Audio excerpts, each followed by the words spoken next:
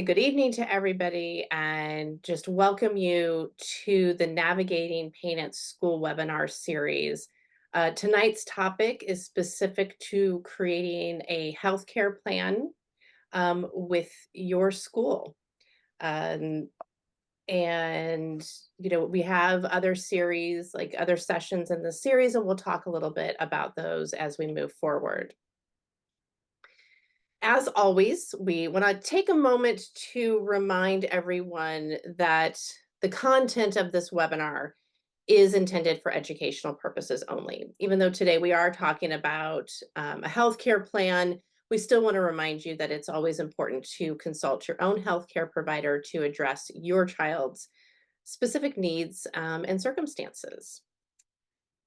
For those of you who don't know me, I'm Amy Graham. I'm the Executive Director of Migraine at School. We are joined in this webinar series with Casey Cashman, who's the Director of the U.S. Pain Pediatric Warrior Program. We are also joined this evening by Julie Tadros, who is the lead nurse in her school district. And again, we're just so thrilled that you are all here with us this evening. Migraine at School is the foundational initiative of the Danielle, Byron, Henry Migraine Foundation. We are dedicated to supporting students living with migraine. We provide all sorts of resources and education tools to help schools create an environment where your child can succeed, despite whatever challenges they may be facing with the chronic illness. We are fortunate to have Elizabeth Henry Wire with us this evening, who is the Executive Director of the Danielle Foundation. So if you have any questions specific to the Danielle Foundation, you can add those into the Q&A. We will be monitoring all the Q&A tonight, so just go ahead and start adding stuff in there. Before we dive in to our topic this evening, I want to specifically introduce Casey Cashman, as I mentioned, the director of the U.S. Pains Foundation's Pediatric Warrior Program.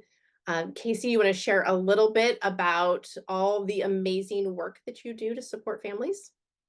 Sure. Thank you guys so much for having this webinar and for collaborating with us. For those that don't know, the Pediatric Pain Warrior Program and the mission of the U.S. Pain Foundation is to empower, educate, support, and connect those individuals that are living with chronic pain caused by a disease or chronic illness. So we do that through several different programs.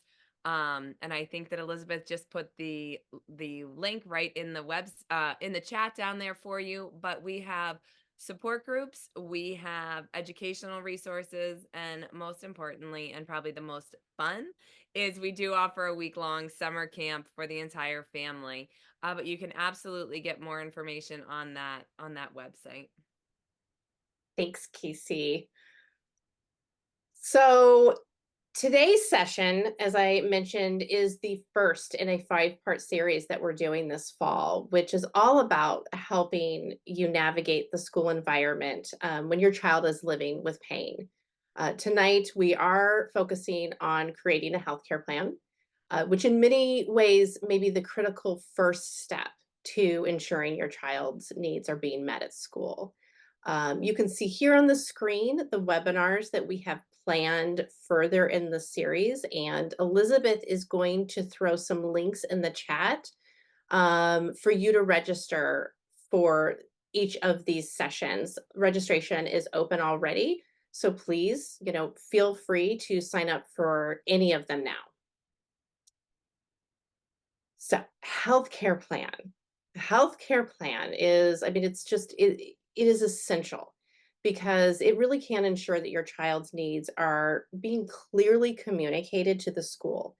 It can reduce the risk of miscommunication, misunderstanding, and can ensure that, your child really can succeed, thrive, while they are at school. Starting with a healthcare plan can lay the groundwork for other accommodations if you need to moving forward. Depending on your child's needs, if you need to step those up, that might mean a 504, that might mean an IEP. But if you have a healthcare plan in place, you really have created some foundational framework there, and you may never need to move past a healthcare plan.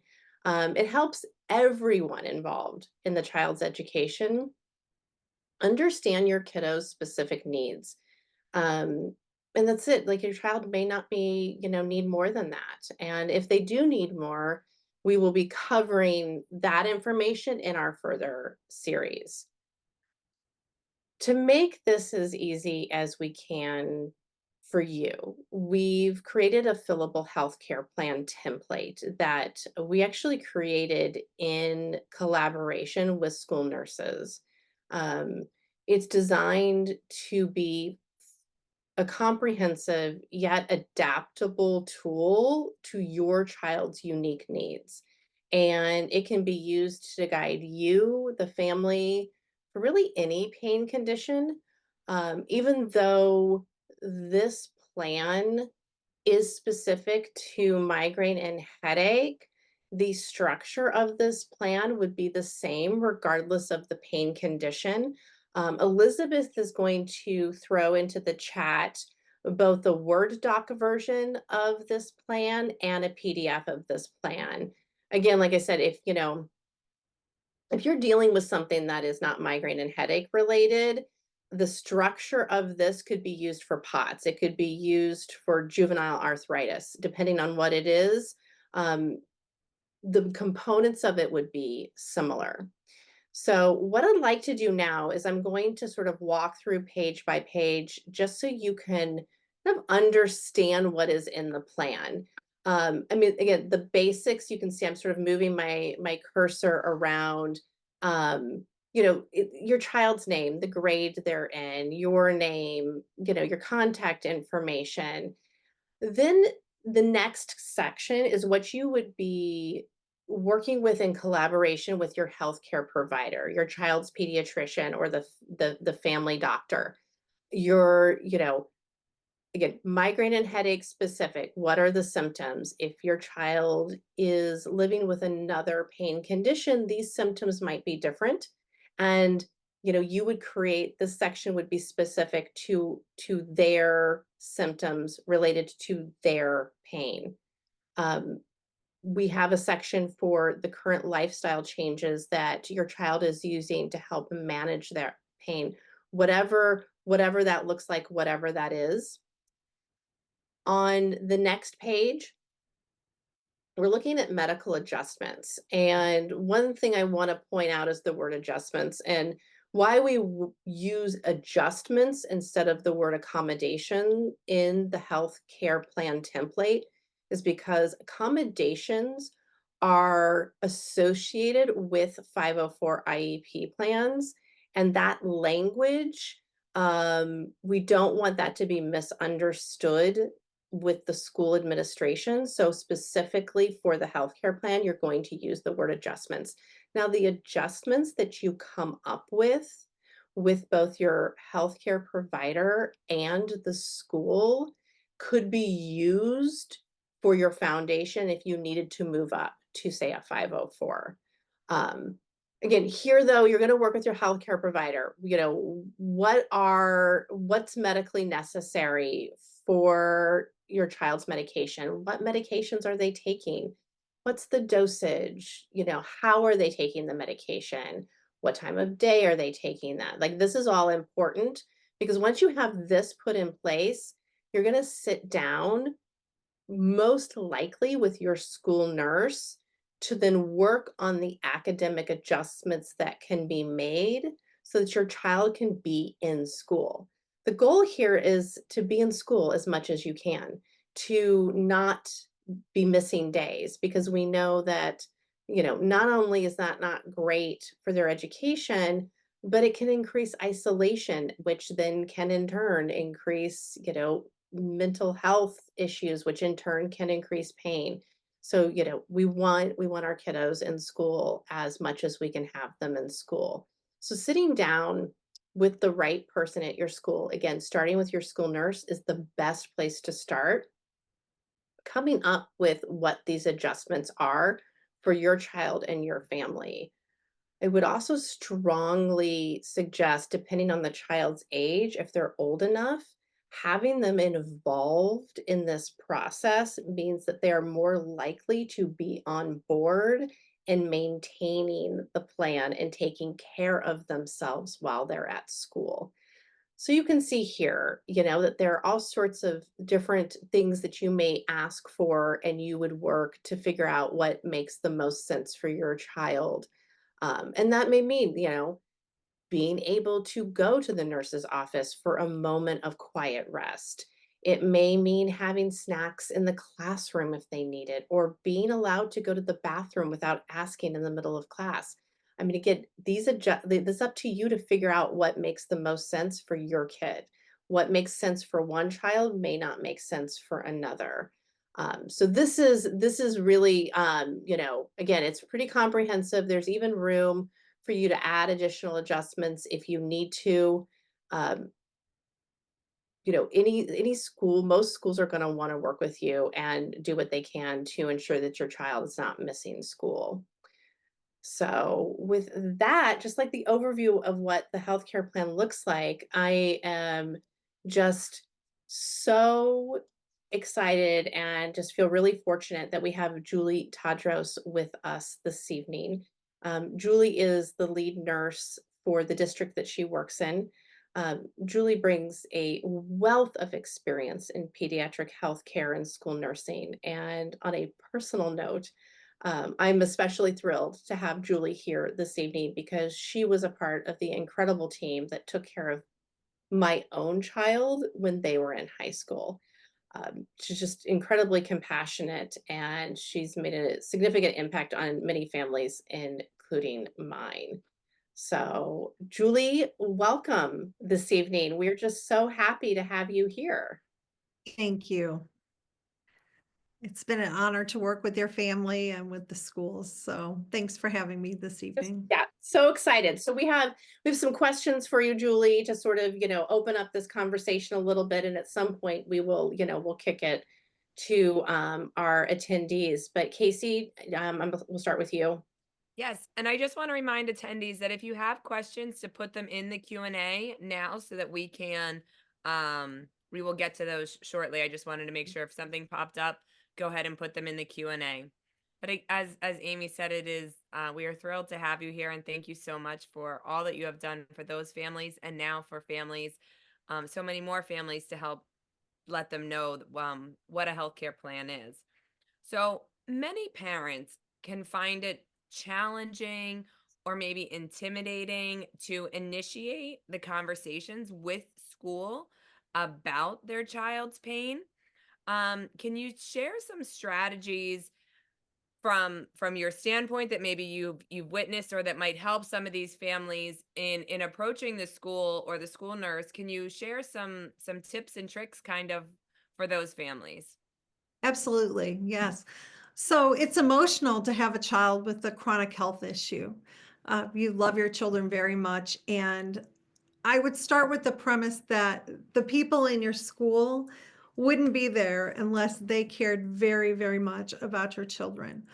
But before you have this very, very important conversation, I do my homework as a parent, as a caregiver of a child. Talk to your child's provider, and they can often give a diagnosis, give a letter to school. Uh, and that will be something to stand on in case they're missing class, in case we need to make adjustments to their schedule, or when we set accommodations or adjustments. Um, we have a great deal of familiarity with schools. We love to talk to the people in the main office, and who doesn't love their kids' teachers, especially little teachers. And we have it's our community, right? It's it's a part of our home. But even though you're very, very familiar, try not to curbside people. So this is a really important conversation, and we want to be able to address these needs, these issues in a very respectful manner. So make an appointment, come up with the time that your teacher, your school nurse or counselor is not being pulled aside. Make sure that they can make the time and respectfully and quietly concentrate on the issue at hand. So do your homework, talk to your health provider, and when you have that conversation, I'd come prepared.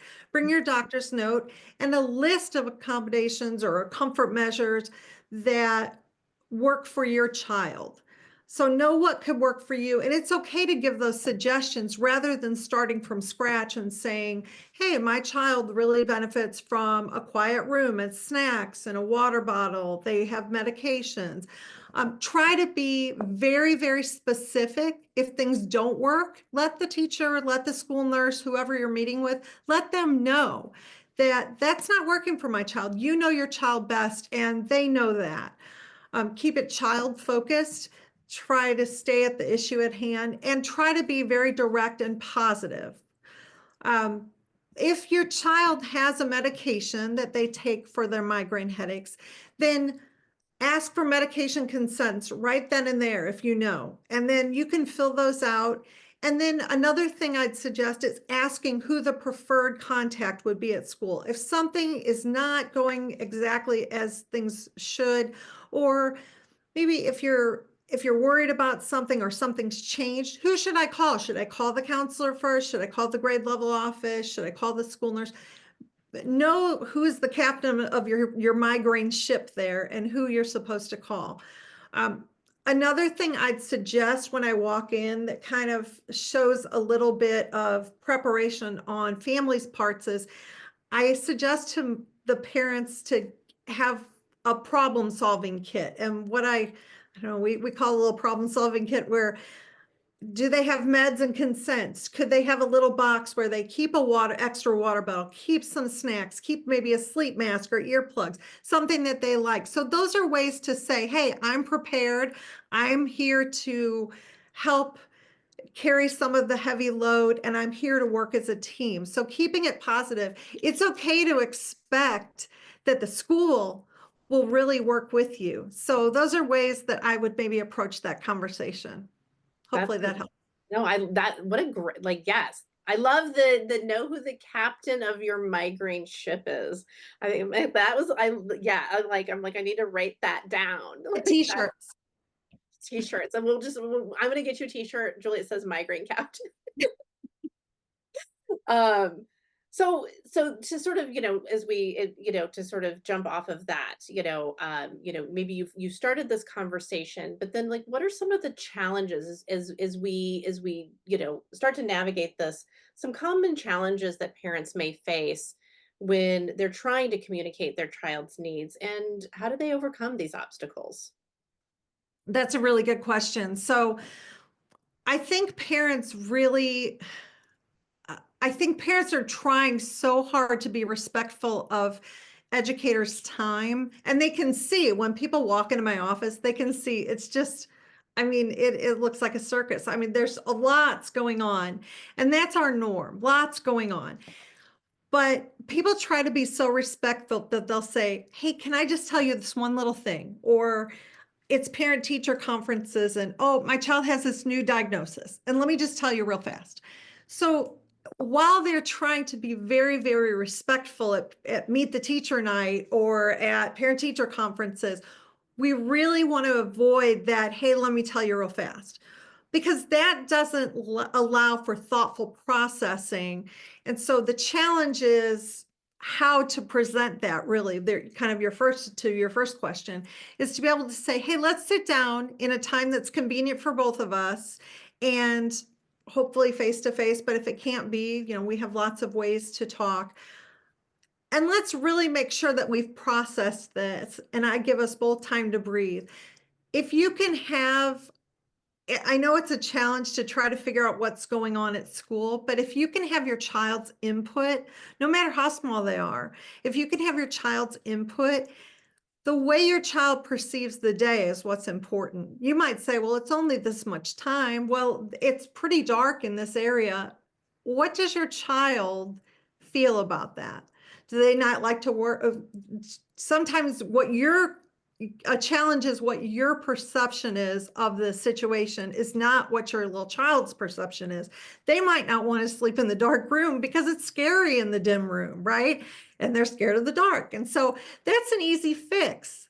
So those are one challenge. Another challenge is when accommodations or helpful measures don't go, they're not working. And I always like to tell the parents, it's like, hey, please let me know if things aren't working. Just because something isn't going well doesn't mean someone's doing anything wrong, right? So this is a process. We're going to be at this for a little while. So try to have an ongoing conversation. This is not a one and done. This is going to be the best relationship ever, because we're trying to cheer for our team and say, hey, small steps, we're going to go backward and forward. We're going to have this ongoing conversation with your school nurse or counselor or teacher.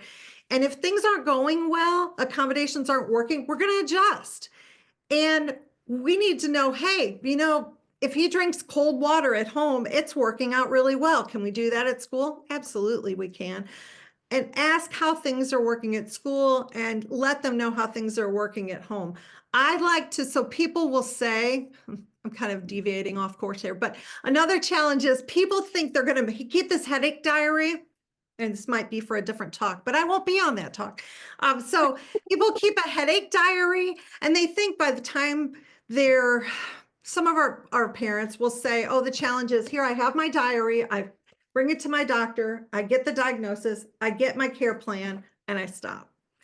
Well, we're just getting started. So I think we should continue. Now, older kids that have cell phones, they love an app, right? Kids that have iPads, they love an app. Take a look at it daily. Like if you're saying, hey, what do you want for groceries from the grocery store on Sunday? Let's look at your app, or let's look at your diary on Sunday and see, hey, how are things going?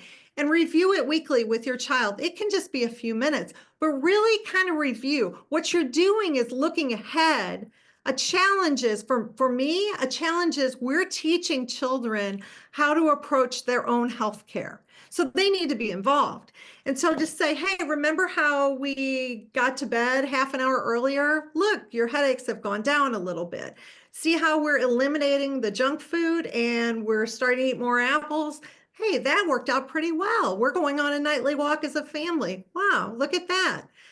So we can review that diary that we're continuing to keep on a regular basis and share those results with your school nurse. Everyone will benefit from that. So glad that you said that, because I mentioned earlier that getting your child involved in the process is so important.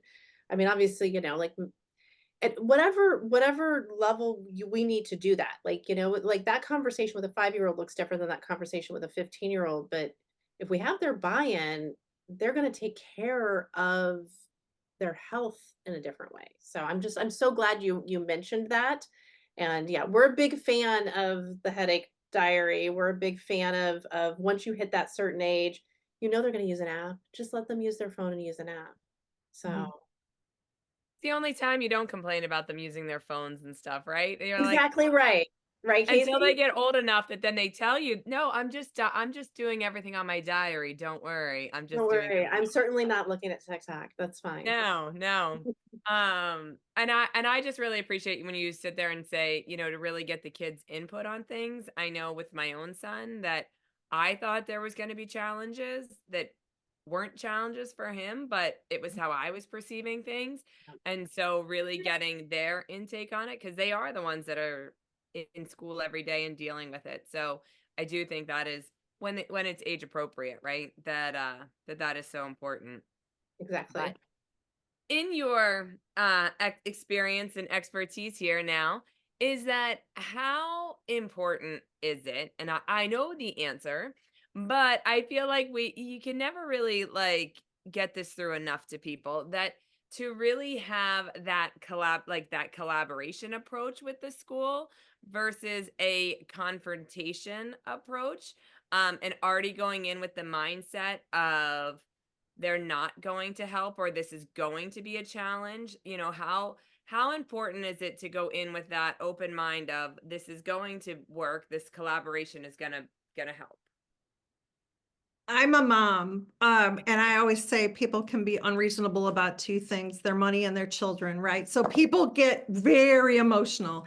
And if things aren't going well with your child, right, you get very emotional and you get defensive. Relationships and positive communication with people at school, and with from school to parents, it's everything to be positive. Mhm. It needs to be ongoing. You need to work as a team, and we're looking to keep everybody on the team, right? We're not looking to oust anyone from the team. We want to elevate those around us. But things will not go well every single day. So if things aren't going well, have those conversations, try to stay calm at home, identify what your needs are, and try to be specific. So when you call, it doesn't help me to say, wow, it's just not working out at school, or wow, this has been a mess. Like, well, let's be specific and really kind of, and again, write things down before you call and think, okay, what's not working? That's going to be helpful for me because I know how to adjust. So it's all about the pivoting. Remember that your child is watching you, right? And so if you say a word that's not grandma appropriate, they will repeat that word so many times, so quickly they learn. When your child hears and sees your response to their caregiver at school, the people, your care team at school, that you're being negative and saying, oh, that school nurse, oh, I can't stand it. They will form their opinions from the people they love the most in the world, from the people who they trust the most. And that's their parents. And so what a confusing message when you're frustrated with the teacher, the nurse, the counselor, and you're saying that to the child rather than problem solving. And then you say, okay, well, bye, go to school with the people that you don't trust. So try to keep it positive, try to keep it factual, have adult conversations with adults, but we really want to foster that care, be specific, really hold in your heart that the school team really, really wants to see your children succeed. They really want them. Their school nurse did not do it because of the fame and fortune. They want your child to feel better and to learn how to approach the healthcare system. They want to make them smile. But they're humans, right? In human nature, you will shut down a little bit when you feel that someone's not working with you in a positive fashion. So it goes both ways, but I really, really would encourage you to problem solve, talk it out, and kind of focus on the long road because it's a long relationship you'll have with your school. So well put, Julie. Seriously, I am the point of, the way that we communicate at home and how that then translates, as they walk into the school environment. And it's just really, I what a crucial piece of information to share. Um, you mentioned earlier, about, making sure that you schedule time, like, don't just stick your head in, like, when you're just happen to be at an open house, and that is a great example of a way that a family could be communicating with you more effectively. Do you have some other examples of how families have been affected in their communication techniques that have worked well? Yes, we have such great families. I'm really fortunate, but the apps are wonderful, the diaries are wonderful, and sharing those. Um, when things are changing at home, we have your kids for a lot of time every single day. So if grandma's really sick, grandma's been part of the conversation a lot tonight, but grandma's really sick, or you're going through, a separation, or the dog is ill, something's happening at home, a tough night or a life change, let your school nurse know, let your teacher know. It's nice for us to be able to have just an extra little care and compassion for that person's day because that's part of it. Um, Always get in the habit of, I love when people say, hey, we went to the doctor, I don't know if you need this note.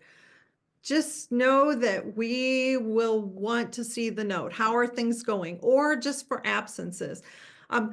Sometimes I will do this and sometimes parents will do it, but I love when we have a meeting and I'm a note taker. I have a pen, I'm on a computer, I'm not writing anything, but I'm a note taker. I just, to keep myself focused.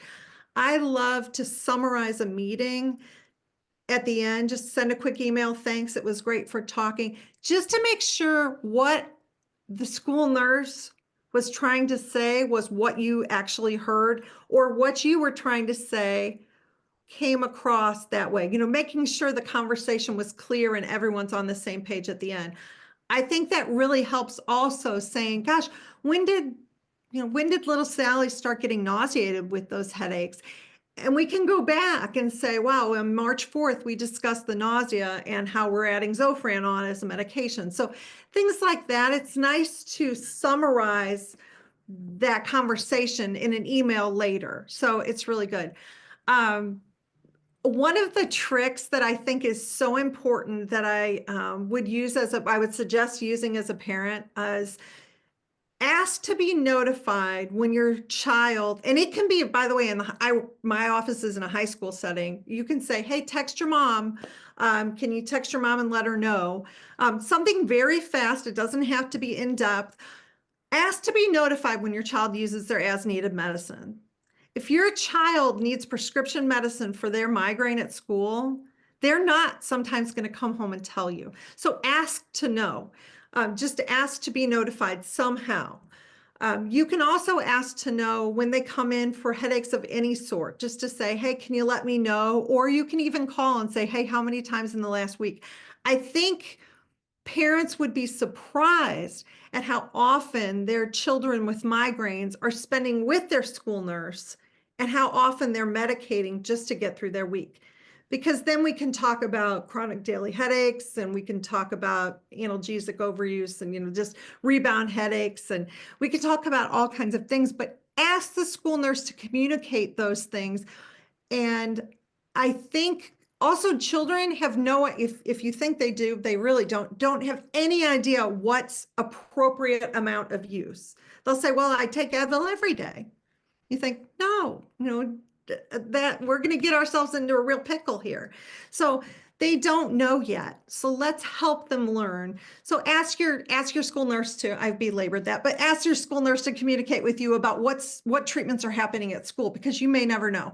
Amy, you talked about staying in school. I think that's so important. If a child is apprehensive to stay in school and they're anxious, and a lot of kids with migraines are anxious.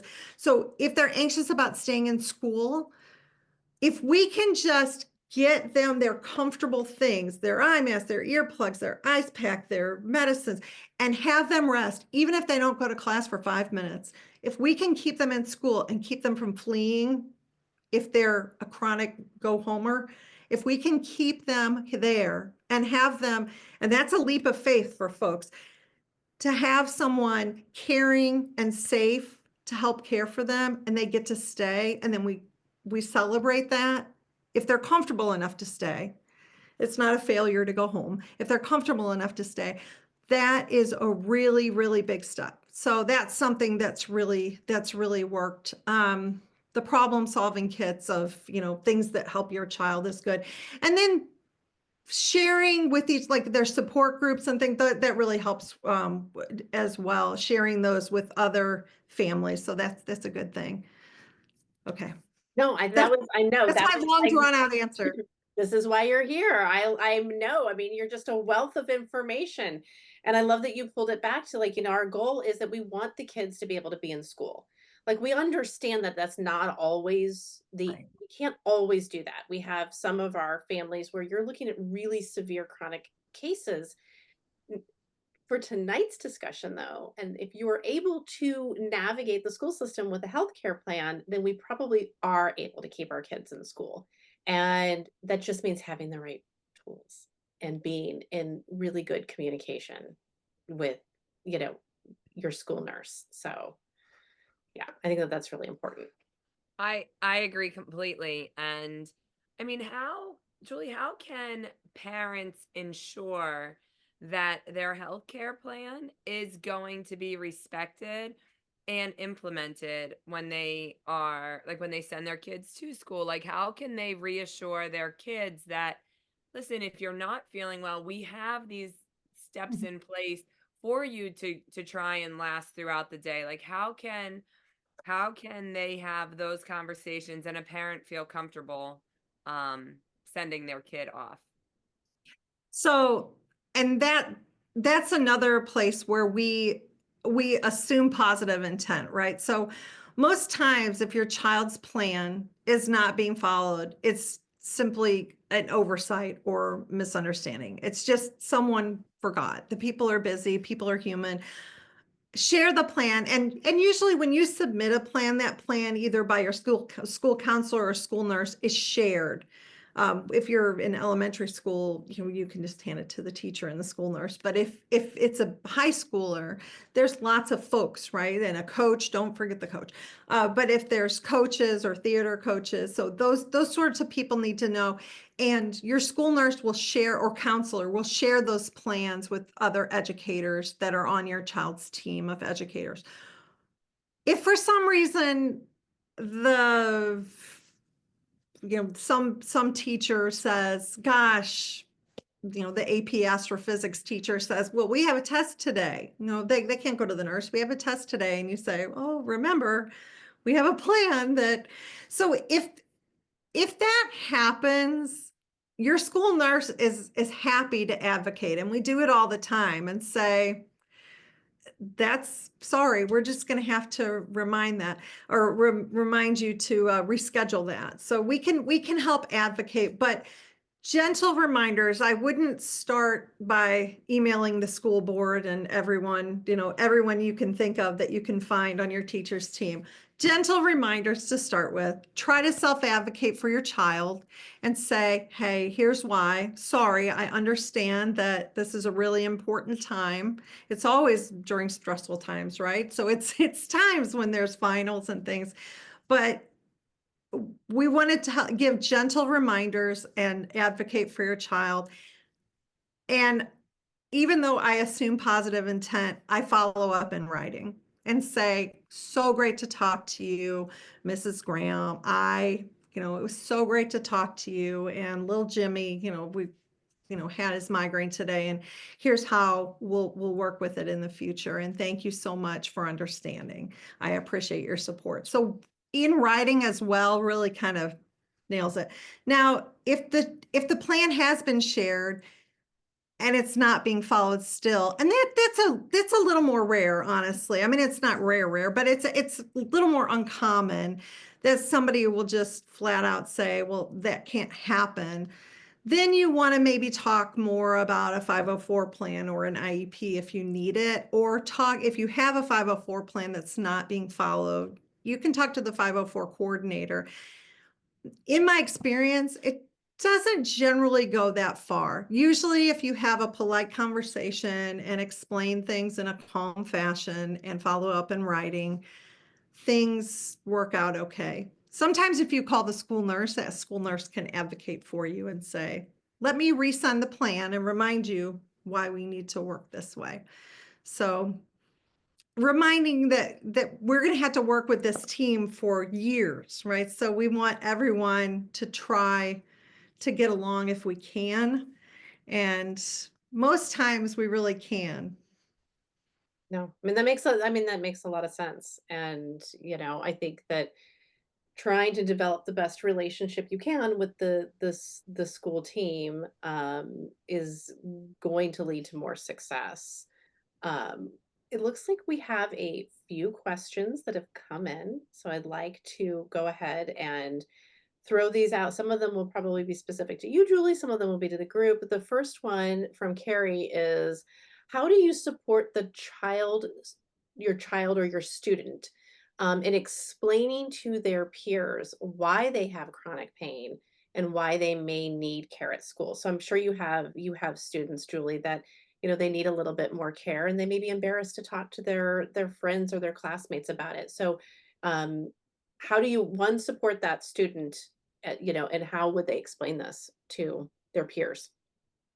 So depending on the age, that really depends on the age. And I would, before I, jump off the springboard of here's what I think is a great idea, I would ask the child if they were okay with with any sort of explanation and kind of run it by the child first.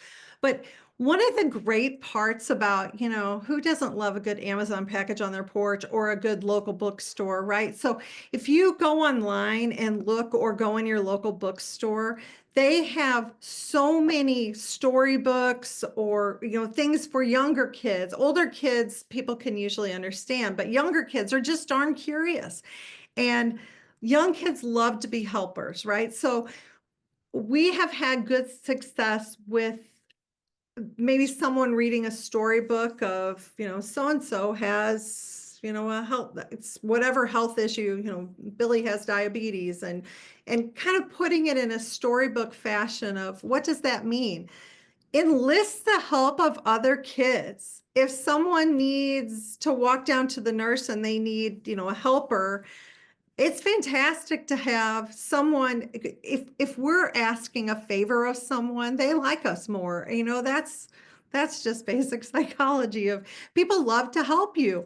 And it's so great, right? Why else would I be a nurse? But people love to help you. And so let kids be helpful.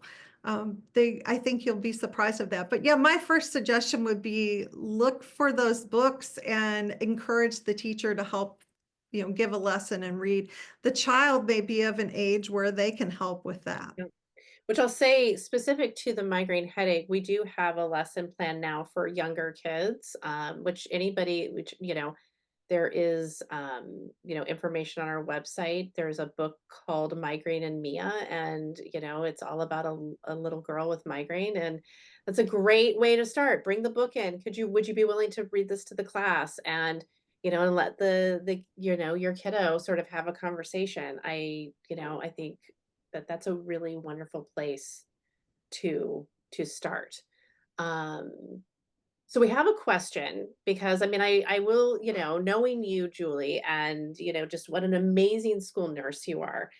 We have a parent that's like, wants to know, how do you recommend handling nurses who maybe are refusing to listen to your student and do minimize their complaints? Not everybody is you, and you're a really phenomenal human being. And like now that working with all these school nurses, I would say majority of people, like I would say like 98% of the nurses I meet get it and they want to help. Every once in a while I have that school nurse it's just like, but aren't they just really trying to get out of class? So what do you advise a family that may be facing that as an obstacle? Boy, that's difficult. And I'm sorry, I'll apologize right there. That shouldn't be the experience you have of anyone in a school system. That shouldn't be the experience. And as difficult as that is, it's like my goal would be to, elevate the relationship and move past it. Sometimes having a face-to-face conversation and sitting down and trying to hear the other person of what their and I know that's difficult, what their perception is of the issue, and then listening and telling, as a mom, telling what do you know about your child, and not having the child in that conversation. I wouldn't include, those are adult conversations. What are both of your perspectives? And one one of the ways I like to start conversations that are going to be very, very difficult like that are, I'm here to listen. And that opens the door to say, I am willing to hear your perspective. Sometimes just to have that parental support in person with that nurse and in a non-volatile sort of situation. And I know that is so hard. I, again, am a mom Well, and you have. said earlier the two things that we have opinions on. Oh, it's true. It's true. Your money and your kids. I mean, people are unreasonable about it, right? I'm unreasonable about my kids. I want everything to be great for them. They are wonderful, but you don't want people to not believe your kids, right? Migraines hurt like heck, and they're hard, and you don't want your child to suffer. So I would really strongly suggest taking the biggest, deepest breath you can and sitting down and listening to what that nurse's perspective is. And then calmly, if you can, might have to practice a lot, giving your perspective. If that doesn't work, most school districts have a lead nurse. I'm the lead nurse of our school district. It's okay to call that person after I would have that first conversation, but talk about it with the lead nurse and express your concerns, and they can sometimes smooth things out and problem solve that way. I love that. I No, think, I think wait, that that Amy, before we go to the next one, though, I think oh, part of the other problem with that too is some of our families here are dealing with more than just migraine. So yes, they have several yes, conditions that are right. going on. Yep, And um migraine might be one that, yes, there are a lot of things that yep. can kind of help them throughout the day.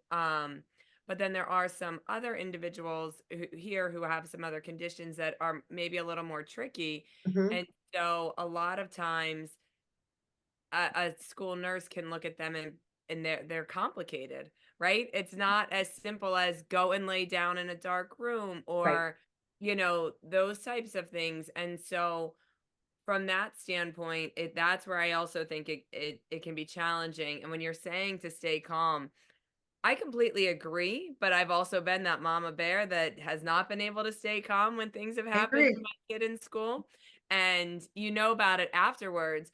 Um, but sometimes it's so hard from a parent's perspective because they're sometimes getting pushback from doctors and things and hearing their kids are complicated. They're trying to get them to school, and then, when they're still not getting listened to and that their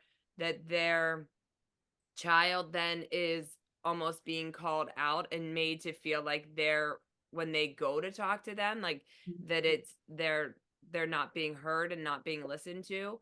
From Mhm. that standpoint, it makes it hard from a parent to be like, no, you have to go to school and at least try to go. I mean, I think we've all said this, right? You have to try and go to school, and if you don't feel well, I'll come and pick you up, right? And it's, but if they don't have that comfort level there, a kid is going to be a lot more hesitant to try and go, or they will try and push through a lot more and then make it worse in Worse. the Mhm. end because Yep, they're like, well, I don't want to go to the nurse because the nurse isn't going to help me. right. And, from that standpoint, I don't know what the answer is because I wish all the school nurses were as amazing as you sound and as you've been to these families, but the reality is that we know there's always a couple bad eggs out there, right? And Well, I sometimes there's another team member that you might feel more comfortable talking with. There's the lead nurse in whatever district you're in usually, but there's also, say, the school counselor to say, hey, if you feel more comfortable talking to the counselor and saying, my child feels apprehensive to go see the nurse because she's not believing him, she's making them feel guilty for their symptoms, and they're in a lot of pain. I think sometimes that staff member can talk and say, hey, what can we do? Even if it's the staff member, that your child going to the counselor who walks them to the nurse, even if there's that situation, it's okay to ask for help for other members of the school community. I Finding your think that's captain, a your great pain point. captain. We called it the cat you're Yeah, the the captain, migraine captain but before it's now. just your pain ship. Yeah, If you find your advocate, your captain in the school, and that might be I don't even know who that is. I know that my kiddo spent a lot of time in Dr. Becker's chemistry room, so I don't like, you never know who that Right. advocate is, but find your captain, find the captain of your pain boat. But my son's was a teacher as well, that he could leave class and he could go to this teacher. It didn't matter throughout the day. Everybody knew find your that captain. if there was a problem, he And could I go would to tell the most people that the 98% of the time that captain's gonna be your school nurse. If it's not, find your other captain. and I Well, think it should be a it's My discussion with sister comfortable. the was also kid.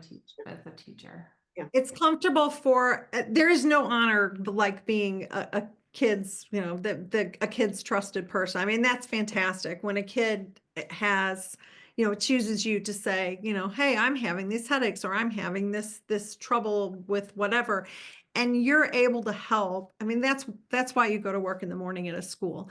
So if you can have that person help the child, say, hey, I'm here with Billy this morning and he's not feeling so well, and then kind of introduce that situation. I would express my concerns. If you feel like your child's not being believed at school, I would express my concerns to either the counselor or the lead nurse if you don't feel like you can have that in-person conversation.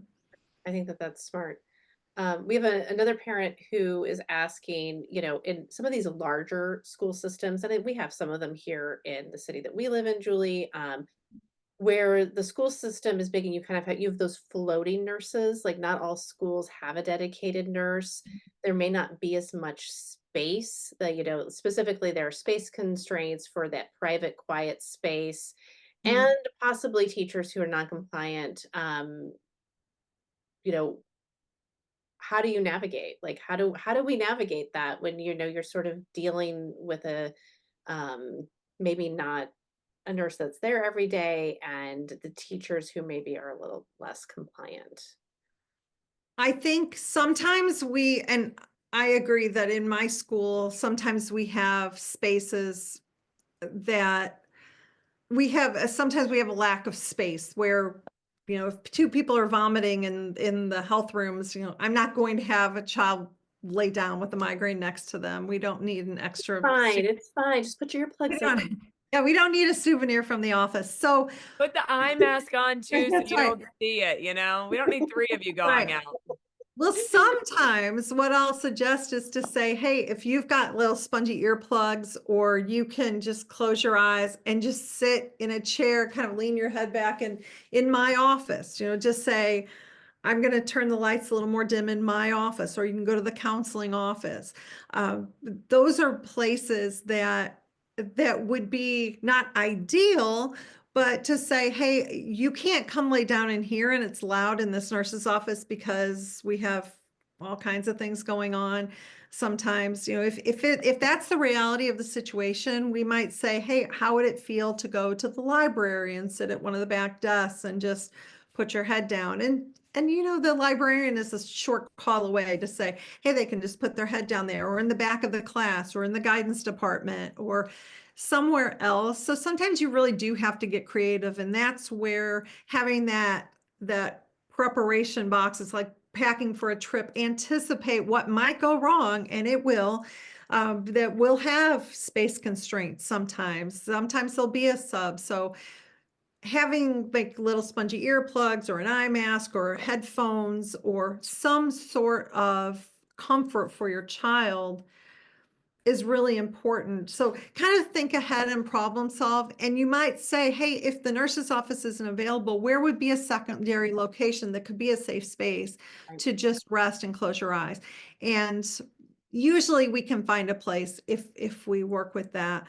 As far as people having large school systems and not following the directions of a plan of care, um, it's it's the reality that sometimes we do have float nurses or substitute nurses. It's okay when you write a plan to say, can this plan please be shared with the float nurse, if there's any float nurse? It's okay to say, can you write this in, loud and strong, right there with the medication list. In our district, we have, a substitute plan that's right there and very concise, as well as more extensive plans and things. But you can ask your child. You can also teach your child to advocate, to say, ask the teacher, hey, can you tell the nurse? But generally, I would just ask the float nurse, or whoever might come in, if that could be part of the sub instructions, that they might come in and they might need these sort of things. I think that that's smart. No, that makes a lot of sense. I think we have time for one more question, and this one I'm actually going to throw to both Casey and Julie, and possibly even Elizabeth. But so kids with chronic health conditions, and they list a series of conditions, including POTS, that sometimes the school including the nurse, needs more education on, how to handle these conditions, even if they have an IEP in place, and that they would love a presentation on chronic condition care in schools, and that this family did try bringing in a specialist to their IEP meetings, plus offering short books on these conditions, but the school team was uninterested. And so that's why kind of I'm throwing it also to Casey because I mean I know my answer is going to be like, well, reach out to us. Like we're always happy as an organization to be a heavy. And I've done that. I've done that. I'm sure Casey, you've done that for families too. Like I've stepped in and written letters to schools. So, but I'm gonna hand it off to you guys. Uh, Absolutely. I mean, I'll start. And I mean, this is just something that on a personal note that I've done Mhm, with my own son and then with other families as well is the number one thing that we do prior to the school year every year.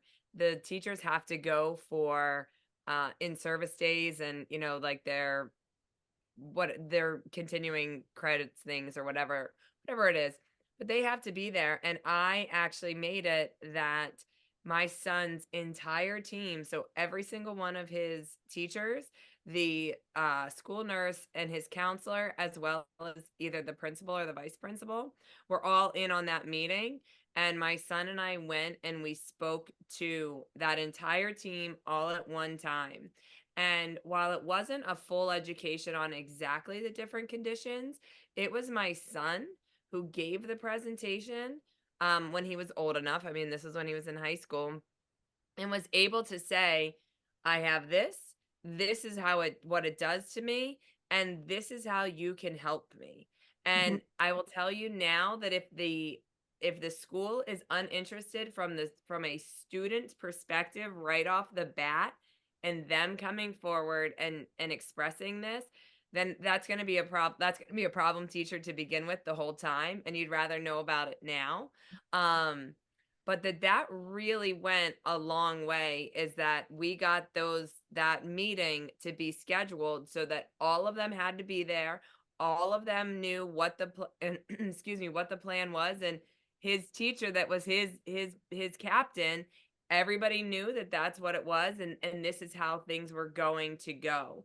Um and we've done that for, like I said, for my own son, but then I've talked some other families through it as well because that was so important to get everybody on the team in the same place. And maybe one teacher would have a question and they were able to ask Tyler, and I was there to help him articulate things when he couldn't. But coming from the child's mouth like meant so much more um than us trying to go out and just educate on the broad pieces mhm. of it. And like the broad, I mean, there's so much going into POTS and EDS and mast cell and CRPS, fibromyalgia. I mean, a lot of those conditions, there's so many different ways that it can affect you. Hearing how it affects you personally Yeah, really helped. I love that. right, right. Yeah. And we do. Like, yes, I would say both of our organizations have the ability to do presentations, whether it's virtual. If we're physically in your city, we will show up. Elizabeth and I just did this like last week in Salt Lake. So yeah, if you need help talking to your school, ask us. We'll write, I mean, again, we'll write a letter. We'll, whatever way we can step in. We are at time. So again, Julie, thank you so much. I Thanks just, for having I have appreciated who you are as a person for years and your real understanding and expertise and the compassion that the way you show up for your students. It's just phenomenal. As Casey said, if all school nurses could be you, then it would be such a wonderful place. Like that would be great. So we are so appreciative. I'm just going to throw up on the screen again, reminding everybody that next month we're doing a webinar on 504, understanding 504 plans. Elizabeth is going to throw registration stuff back into the chat, but we'll be sending out emails reminding people about the series, and information that we shared in this series and a recording will be shared later. So again, just want to thank everyone for being here this evening. And again, Julie, thank you so much. Thank you, everyone. This is Amy. This is a great presentation, and thank you for having us here. And Julie, thank you. Thank you, Julie.